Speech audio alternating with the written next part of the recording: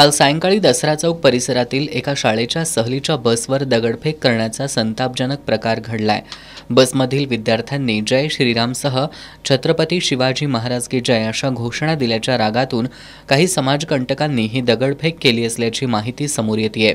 अशा पद्धतीनं समाजात अस्वस्थता निर्माण करणाऱ्यांवर देशद्रोहाचा गुन्हा दाखल करून कारवाई करावी अशी मागणी विश्व हिंदू परिषद आणि बजरंग दलानं केली आहे। प्रांताधिकारी मौसमी बेर्डे चौगुले यांना या मागणीचे निवेदन सादर करण्यात आलं। बसवर दगडफेक करणाऱ्या समाजकंटकांवर कारवाई झाली नाही तर तीव्र आंदोलन छेडू असा इशारा यावेळी देण्यात आला।